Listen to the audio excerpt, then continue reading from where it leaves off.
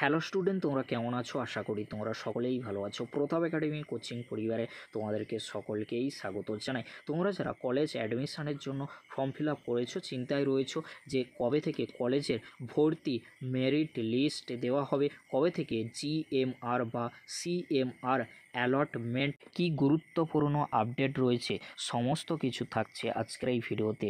College admission নিয়ে তোমাদেরকে বলে রাখি, আপাতত যতটুকু আপডেট উঠে আসছে, কি গুরুত্বপূর্ণ আপডেট রয়েছে আজকের এই ভিডিওতে এক্সপ্লেন করে দেবো। চলো তাহলে বেশি দেরি করব না, শুরু করা যাক। পশ্চিমবঙ্গের সরকারি কলেজগুলোতে 2025 সালের স্নাতক স্তর অর্থাৎ ইউজি অ্যাডমিশন আবারও ডব্লিউবিসিএপির পদ্ধতিতে করা হয়েছে, তোমরা সকলেই জানো।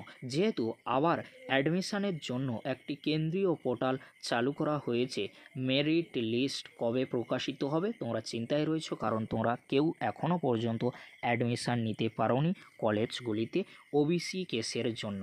জিএমআর এবং সিএমআর কি, কতগুলো মেরিট লিস্ট আসবে, ভর্তির কি নিয়ম রয়েছে, কেমনভাবে কি করতে হয়, সমস্তটাই কিন্তু আজকের এই ভিডিওতে এক্সপ্লেন করে দেবো।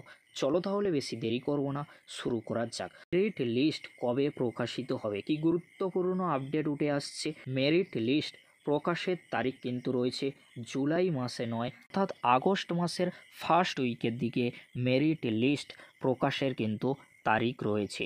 ডব্লিউবিসিএপি এখনও অফিসিয়ালি নতুন তারিখ কিন্তু ঘোষণা করেনি এই মেরিট লিস্টের জন্য, কিন্তু আগস্ট মাসের ফার্স্ট উইকের দিকে আশেপাশে কিন্তু এই মেরিট লিস্ট প্রকাশের কিন্তু সম্ভাবনা প্রবল থেকে প্রবলতর রয়েছে। এবারে তোমাদেরকে বলে রাখি জিএমআর ও সিএমআর কি। প্রথমে তোমাদেরকে বলে রাখি, মেরিট লিস্ট চেক করার সময় তোমাদের জিএমআর এবং সিএমআর উভয় কিন্তু দেখাবে। এই বিষয়গুলি তোমাদেরকে অবশ্যই কিন্তু জেনে রাখতে হবে। প্রথমে তোমাদেরকে বলে রাখি জিএমআর অর্থাৎ জেনারেল মেরিট র্যাঙ্ক। এখানে কি হয়ে থাকে, মোট আবেদনকারীদের মধ্যে তোমাদের সার্বিক র্যাঙ্ক কত, অর্থাৎ জিএমআর অর্থাৎ যতজন আবেদন করেছে অর্থাৎ সমস্ত ক্যান্ডিডেটদের মধ্যে তোমার কত র্যাঙ্ক হয়েছে এই জিএমআরে কিন্তু তোমরা দেখতে পাবে। মনে করো 15 লাখ আবেদন করেছে, তাহলে 15 লাখের মধ্যে তোমার কত র্যাঙ্ক এসেছে তোমরা কিন্তু এই জিএমআরে কিন্তু দেখতে পাবে। তার পরবর্তীতে সিএমআর কি, সিএমআর হচ্ছে ক্যাটাগরি মেরিট র্যাঙ্ক। এখানে কি থাকে না, তোমার ক্যাটাগরি বা তোমাদের ক্যাটাগরিতে ইডব্লিউএস বা এসসি এসটি ওবিসি যাই হোক, সেই অনুসারেই কিন্তু র্যাঙ্ক হবে। মনে করো এসসি, তাহলে এসসি অনুসারেই কিন্তু র্যাঙ্ক করানো হবে। 15 লাখের মধ্যে দেখা গেল তোমার 1 লাখে নাম রয়েছে এসসিতে, এইভাবেই কিন্তু র্যাঙ্ক করানো হবে। কোনগুলো, জিএমআর জেনারেলে আর সিএমআর অর্থাৎ ক্যাটাগরিতে। জেনারেলে একটি র্যাঙ্ক হবে আর ক্যাটাগরিতে একটি কিন্তু র্যাঙ্ক হবে। এবারে তোমাদেরকে বলে রাখি মেরিট লিস্ট ও অ্যালোকেশন লিস্টের মধ্যে পার্থক্য কী রয়েছে। অ্যালোকেশন লিস্টে যদি লেখা থাকে অ্যালয়েড, তার মানে তুমি ওই কলেজে ভর্তি হওয়ার সুযোগ পেয়েছো। অর্থাৎ তোমাদের যদি অ্যালোকেশন লিস্টে যদি লেখা থাকে তোমাদের পাশে অ্যালয়েড, তাহলে কিন্তু তোমরা ওই কলেজে কিন্তু কি পেয়েছো, চান্স পেয়েছো, যদি অ্যালোকেশন লিস্টে তোমাদের যদি অ্যালয়েড লেখাটি থাকে।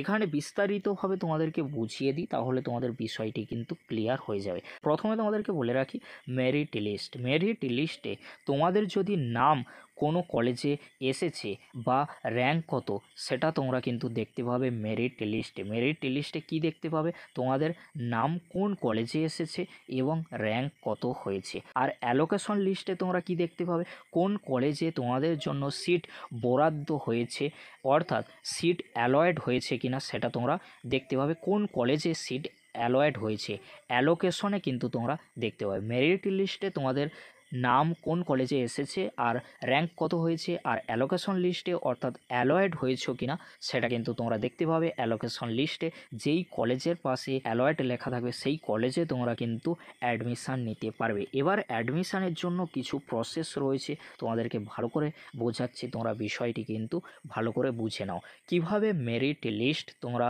এবং সিট অ্যালটমেন্ট কিভাবে দেখবে এই বিষয়টি সবচেয়ে গুরুত্বপূর্ণ একটি বিষয়, যে বিষয়টি তোমাদেরকে ভালো করে কিন্তু জানতে হবে। প্রথমে তোমরা কি করবে, এই ভিডিও ডেসক্রিপশান বক্সে WBCF এর পোর্টালের লিঙ্ক কিন্তু আমি দিয়ে দেবো, সেই লিঙ্কে তোমরা ক্লিক করবে। লিঙ্কে ক্লিক করলে তোমরা কিন্তু একটি পেজে চলে আসবে। তারপরে তোমরা কি করবে, লগ ইন করে নেবে। লগ ইন করার পরে সবচেয়ে গুরুত্বপূর্ণ বিষয়, লগ ইন করার পরে তোমরা কি করবে সেটাই কিন্তু সবচেয়ে একটি গুরুত্বপূর্ণ বিষয়। লগ ইন করার পরে ড্যাশবোর্ডে কিন্তু মাই প্রেফারেন্সে কিন্তু চলে আসবে।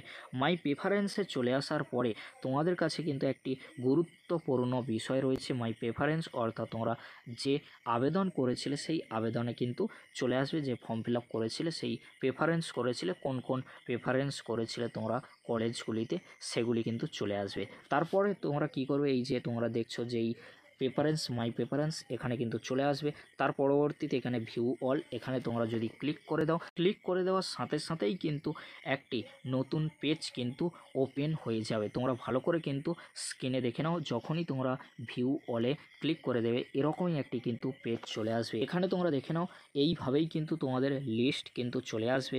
তোমরা যে কলেজগুলিতে আবেদন করেছিলে 1 2 3 4 করে কিন্তু প্রেফারেন্সে রয়েছে, ভিউ অলে ক্লিক করলে এরকমই একটি পেজ কিন্তু চলে আসবে।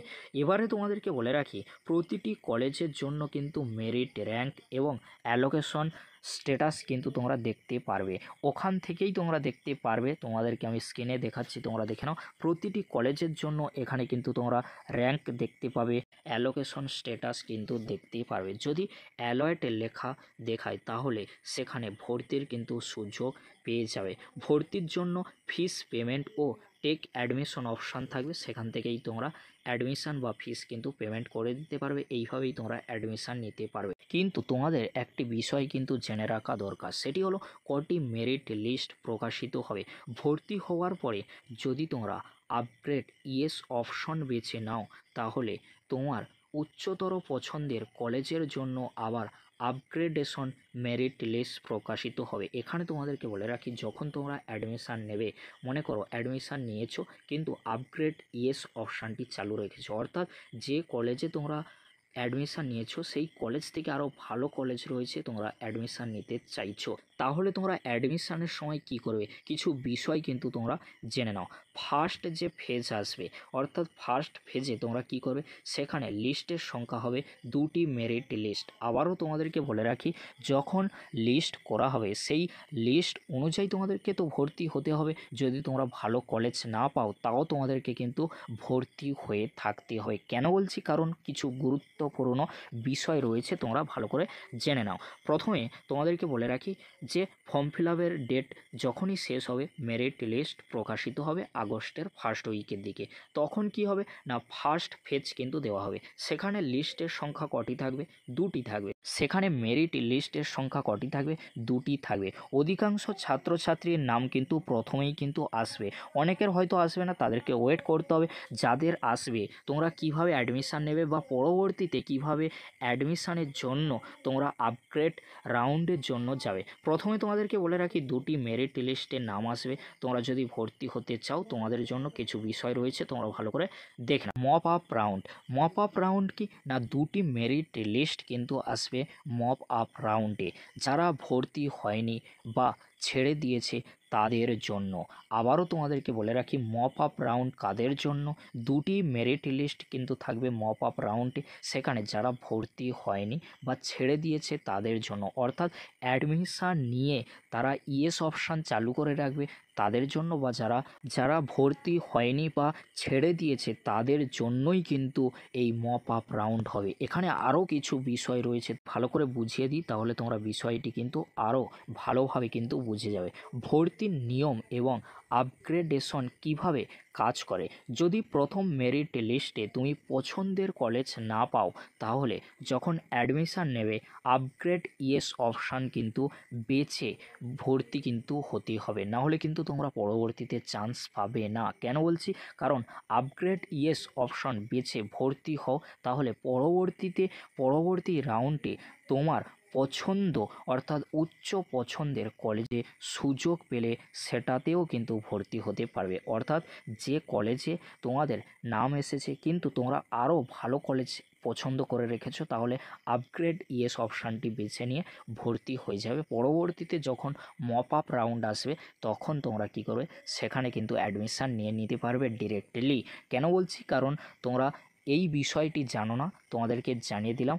সেখানে তোমরা ডাইরেক্ট কিন্তু অ্যাডমিশান নিতে পারবে মপ আপ রাউন্ডে যদি তোমরা আপগ্রেড ইয়েস অপশানটি বেছে নাও ভর্তির জন্য। পরবর্তী রাউন্ডে তোমরা অ্যাডমিশান নিতে পারবে। যারা করবে না তারা কিন্তু অ্যাডমিশান নিতে পারবে না। পরবর্তীতে আবারও তাদেরকে ফর্ম ফিল আপ করে আবারও তাদেরকে কী করতে হবে, এই ফেজ 1, 2, 3 যখন আসবে তখন তাদেরকে আবারও অ্যাডমিশানের জন্য সুযোগ দেওয়া হবে। এই বিষয়টি তোমরা অবশ্যই কিন্তু মাথায় রাখবে, কারণ এইভাবেই কিন্তু হয়ে থাকে সমস্ত বিষয়গুলি।